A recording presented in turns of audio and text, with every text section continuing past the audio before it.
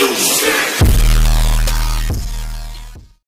Friends तेल वर्तमान समय सुशांत सिंह राजपूत को आत्महत्या मामला रे गोटे बहुत बड़ कथा बाहर को आछि। ताहले सुशांत सिंह राजपूत आत्महत्या करि नांती, तांकु हत्या कर जायछि बोली कहिसंती एक्ट्रेस पायल रेहतोगी। ताहले तांको कहबा अनुसार सुशांत सिंह राजपूत आत्महत्या करि नांती, तांको बेकरे प्रथमे रस्सी पकई तांकु हत्या करा जायछि आ पछरे तांकु दुपट्टा साहाय्य रे लटकेई दिया जायछि। ताहले पायल रेहतोगींकर एही बोली बयान सुशांत सिंह राजपूत पाखापाखि लोक उपरकू इशारा करुछि कि सेई माने ही सुशांत सिंह राजपूत को प्रथमे हत्या करछन्ती आउ एहा परे तांको फैन रे लटकेई दैछन्ती। ताहले पायल रेहतोगी कहवा अनुसार सुशांत सिंह राजपूत बेकर जो चिन्हटी रही बहुत पतला माने रस्सी द्वारा होइतिबा चिन्ह।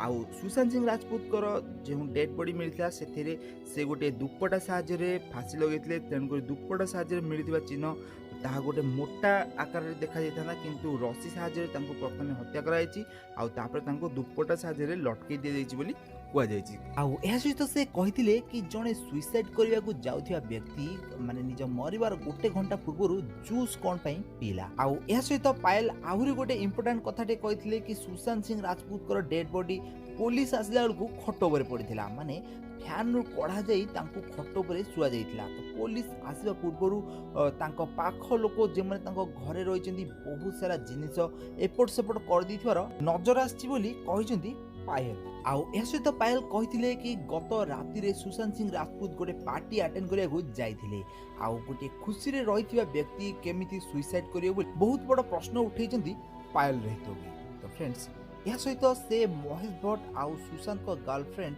रेहा चक्रवर्ती मध्य रिलेशन कथा भी उठैचंती। आउ से कहते कि सुशांत सिंह राजपूत किछि दिन पूर्वे रेहा को महेश भट्ट को फिल्म रे एक्टिंग करिया को सफा सफा मना करथिले किंतु रेहा कोन पई महेश भट्ट को सह एई भली फोटो बा अंतरंग मुहूर्तर फोटो उठैथिबार नजर आछिंदी बोली से प्रश्न पचाइछंती समग्र मीडिया को। हाले पायल को कहबा अनुसार सुशांत सिंह राजपूत केबे भी हेले सुइसाइड करि परिबे नाही आ तांको तांको पाख लोक माने ही फुल प्रूफ प्लान अनुसार मर्डर करिसंती। तो फ्रेंड्स पुलिस को पाखे से अनुरोध करछंती कि असली जो हत्याकारी तांको धरिया पई तेणुक आपण मानको कोन लागुछि सुशांत सिंह राजपूत आत्महत्या करिसंती ना तांको कहीं मारी देछि। कमेंट बॉक्स रे कमेंट करନ୍ତୁ।